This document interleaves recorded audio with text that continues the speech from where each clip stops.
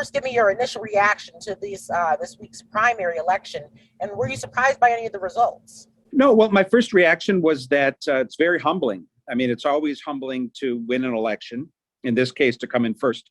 But I think what was particularly humbling was the margin, frankly, of the victory. It was, I'm told it was the largest margin of victory in the strong mayor form of government. And, in a three-way mayoral primary, the percentage, I think my percentage was 54% or something along those lines, which was the highest ever again in the strong mayor form of government. I think the previous high was 47%. So it, reaction was that it's humbling to have that kind of support from the public.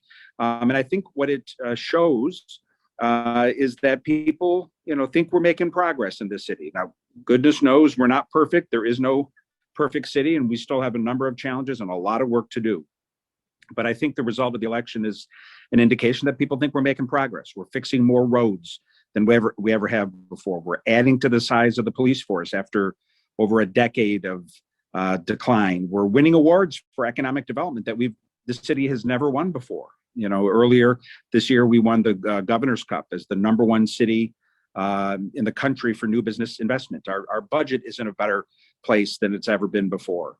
Long vacant places like Southwick now have jobs there. The regional water deal with our suburban partners we brought together. I think about the promises I made on the campaign trail 4 years ago, and darn it, we've kept them. And I think the public appreciated that, and that's what you saw in the results on Tuesday. So very satisfying on a personal level. Of course, it's satisfying, but we still have a lot of work to do to get the city where we want it to be, and a lot of work to do in this campaign. Winning the primary is nice, but there's still one more step to go. So I'll be anxious to face the voters again in November.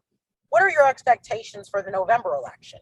Well, I anticipate that if I continue talking about the things we've been able to accomplish, that once again the voters will respond well to it. Elections are almost always about the future. They're about the future. They're not about the past. And when you realize that we're winning awards for our economic development, when we're finally creating jobs, finally investing in our neighborhoods, finally growing the size of our police force, we finally have put our budget together, finally cooperating with our regional neighbors on things like regional water. We've finally done all of these things. Why would we ever want to go back? Why would we ever want to go back to the old days? So my anticipation is that if we can communicate that message, we'll be in good shape. But we're gonna work hard to do it. One thing that we didn't do in the primary is my campaign. We made the strategic decision not to, really not to campaign very much. We didn't have any TV commercials, radio commercials, digital, direct mail, any of that, which actually makes our victory even more validating in some ways, because we were just being judged on our record, not on our advertising, because we didn't do much advertising. In November, we will. For the November election, we are going to spend some resources to get our message out to the voters. So I anticipate, if we do that based on everything we've seen thus far, I expect a strong result. But we're not going to take anything for granted. We're going to work hard and get the job done. What will it be like facing an opponent like former Mayor Carty Finkbeiner in November? Are you looking forward to that? My attitude in this race, and frankly in most races that I've run, isn't to put a lot of focus on my opponent. My attitude is, I'm going to focus on the things that I've done, the things that I want to emphasize, my accomplishments, the promises I've kept during my time as mayor. And what my opponent, in this case Carty, whatever he does or says, is really not of very much consequence to me. I mean, I say that respectfully, but I think we all know Carty, and he's a character and he's a one of a kind. He's liable to do and say anything over these next 2 months. But that he can do that. That's fine.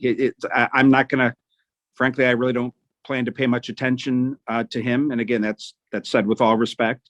He can do what he wants, says what he wants. I'm just going to focus on being mayor and doing the job I was elected to do, continuing to create jobs, continuing to fix roads, continuing to make sure our taxpayer money is being spent wisely with the balanced budget, continuing to invest in neighborhoods, continuing to grow the size of the police force.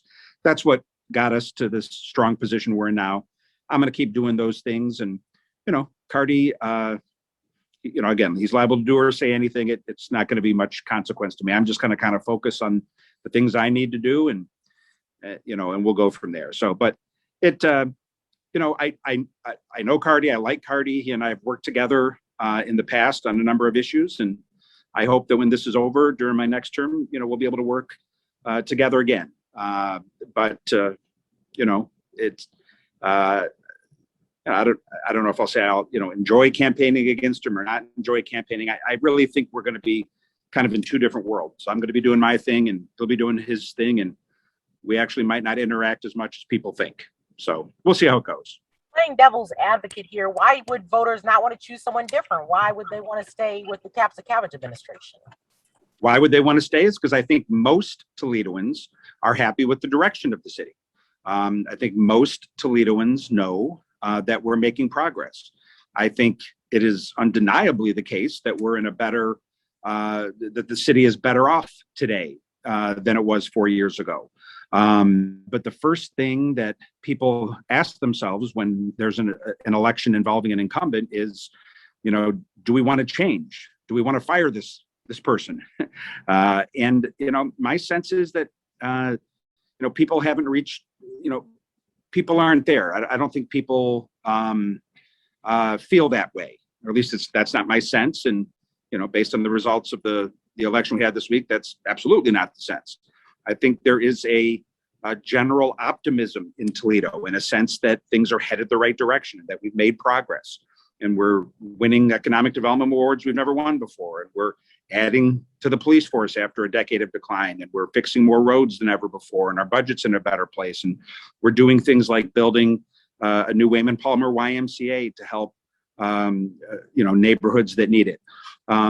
That's the simplest and most direct answer to the question, is that voters don't decide to cast out the incumbent if they're generally satisfied with the progress. And I think, I think it would be difficult to make the case that we haven't made progress over these last 4 years. Now, in a campaign setting, candidates are liable to, come up, they're liable to say anything to try to get elected, but most reasonable people believe that we've made progress. And I think that's what we're seeing so far in the campaign. Toledo Mayor Wade Kapszukiewicz, thank you so much for your time.